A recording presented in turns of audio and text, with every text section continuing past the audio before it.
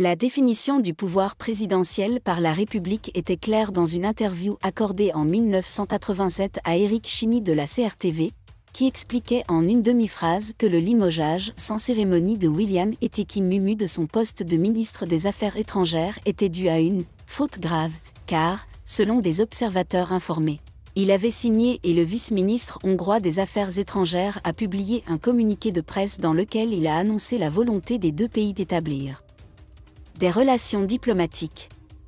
Désolé de vous interrompre, ce rapport peut contenir des commentaires soumis au choix de l'auteur. S'il vous plaît, si vous êtes nouveau sur cette chaîne, veuillez vous abonner et activer la cloche de notification. De cette façon, vous serez averti lorsque nous publierons de nouveaux rapports sur cette même chaîne. Merci.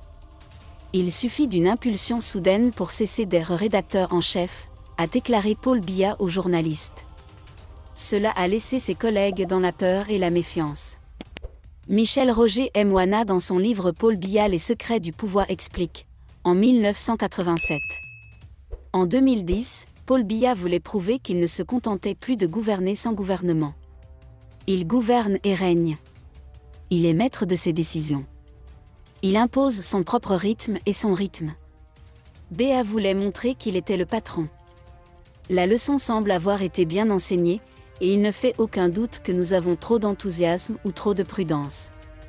Je demanderai certainement des comptes au ministre, a clairement indiqué le président de la République dans cette fameuse interview, l'une des rarissimes que Paul Biya ait accordée aux médias camerounais. Mais attention, il y a des limites.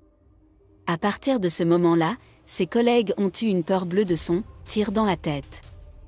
Personne n'osait lui opposer la moindre contradiction, et au pire il serait licencié ou au pire emprisonné.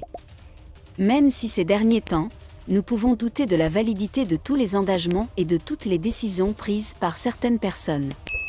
À travers les doigts et les yeux, on comprend pourquoi les hommes politiques camerounais écrivent, conformément aux plus hautes directives du président de la République, et conformément aux plus hautes directives du chef de l'État, dans leurs déclarations, déclinant ainsi toute responsabilité. Quant au serment prêté par les membres du Conseil électoral, la mauvaise langue prétend qu'il ne s'agit que d'un écran de fumée.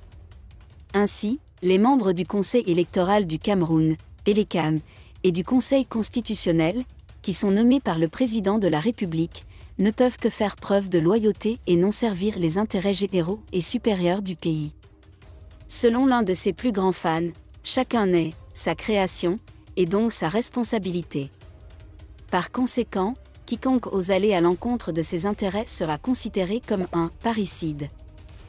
Cependant, l'ELEC et ses membres du Conseil constitutionnel doivent garantir la transparence, l'objectivité et la neutralité des activités de vote.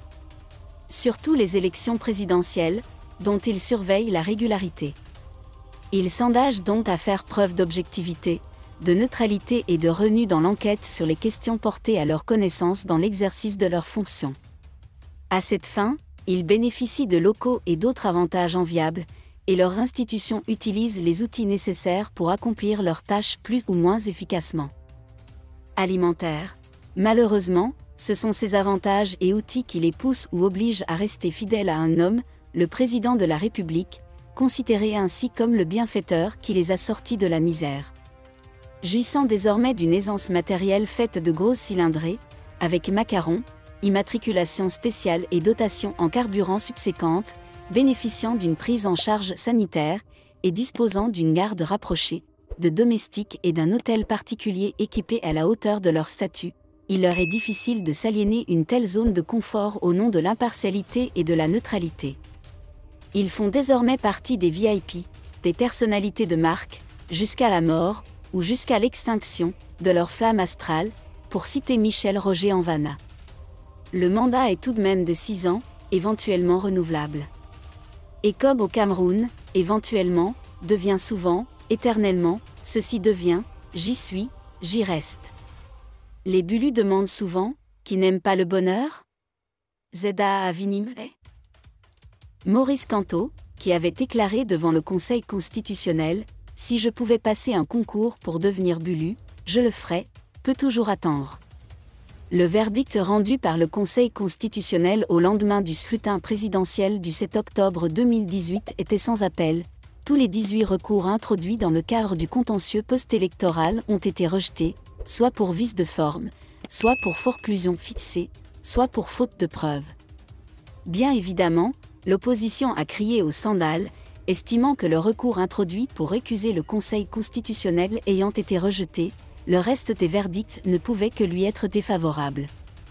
Le Conseil étant pour eux juge et partie, car acquis à la cause du candidat du parti au pouvoir. À noter tout de même que lors du double scrutin législatif municipal du 9 février 2020, le Conseil constitutionnel s'est montré impartial pendant le contentieux post-électoral qui s'en est suivi. Il avait alors décidé de la reprise des législatives dans 11 circonscriptions dans les régions du Nord-Ouest et du Sud-Ouest où le scrutin avait été perturbé en raison de l'insécurité causée par les activités des insurgés sécessionnistes, donnant à Elecam un délai de 20 à 40 jours pour organiser de nouvelles élections. Ce qui avait fait dire à certains observateurs que le Conseil constitutionnel avait ainsi affirmé son indépendance. La tendance est trop grande de le croire, mais pas assez pour convaincre les sceptiques, qui pensent que pour les élections régionales, Elecam et le Conseil constitutionnel peuvent se montrer impartiaux, mais pour l'élection majeure, la présidentielle, ces deux institutions sont aux ordres de l'exécutif. Merci d'être resté avec nous jusqu'à ce point, comme toujours pour promouvoir la liberté d'expression. Laissez vos opinions à ce reportage dans la section commentaires ci-dessous.